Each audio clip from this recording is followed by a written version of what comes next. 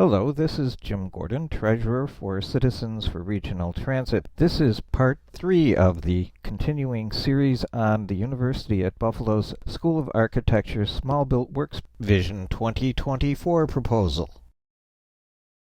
CRT appreciates and gives thanks to WBEN 930 AM radio for permission to rebroadcast the audio that they recorded.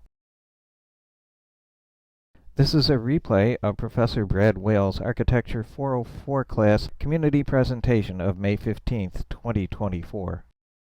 The Vision 2024 proposal consists of 3 light rail rapid transit lines: the Belt Line, the Kensington Line, and the Airport Line. Part 3 of this presentation is narrated by Professor Brad Wales.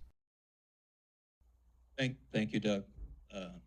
Just to be clear, this type of infrastructure, to actually get it built, would be about a 20-year plan. So we start the conversation now.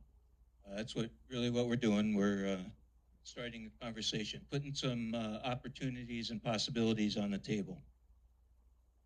My involvement in this started out at a very small scale, making a community fridge enclosure for the Delavan Grider Community Center. Community fridges are where people bring food who have food, and other people come and take it who need food. They take it for free. We increased the number of community fridges in the city from 7 to 8. That was last spring. And as we were hammer drilling in, as my students were hammer drilling in the feet to that structure, I happened to turn to Candace, who's the executive director, and I said, I just said, so what do you think about that proposed tunnel? And to my surprise, she said, well, nobody likes it. It's too short. It's too expensive. It's not going to do anything for the community.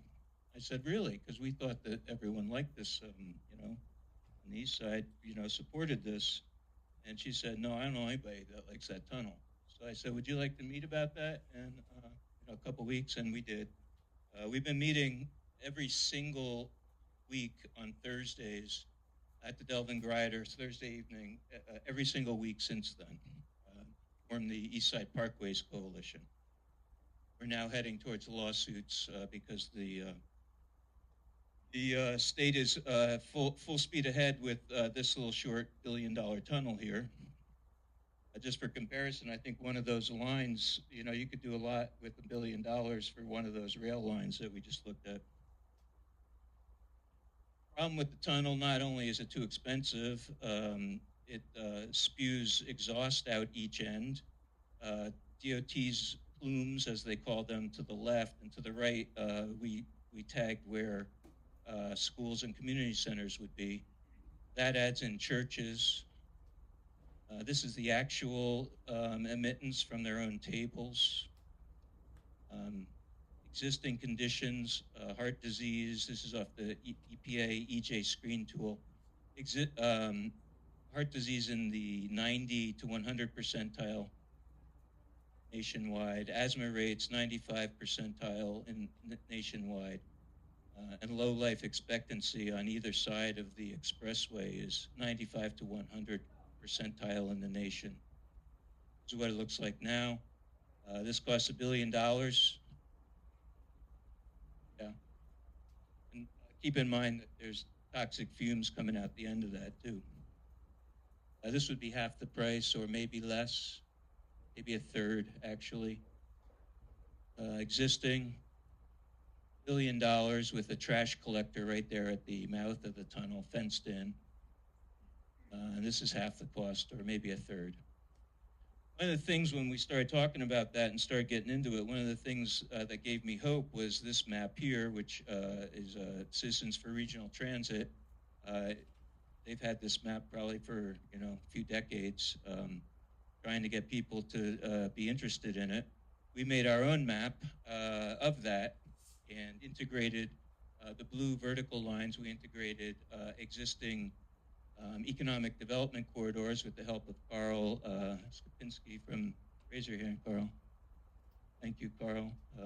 So we're talking about an integrated matrix of economic development rather than just 75,000 cars traveling down, taking their money in and out. The Beltline's been around since the 1800s. I think the 1870s used to be a nickel affair.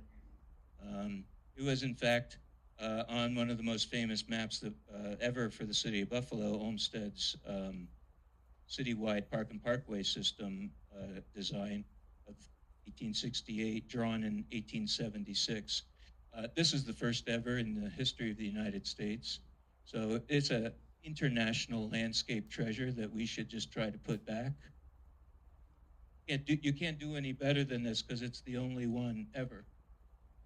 Besides, it was amazing, as everyone who lives, around Bidwell Parkway knows. This is a Beltline, or it goes to this. Oops, goes to very bucolic to very industrial. So that's where we got to, starting up after last fall, analyzing the DOT's tunnel. We said, well, let's do something positive and decided to look at the rail lines with CRT. Students are going to show you now some of their research.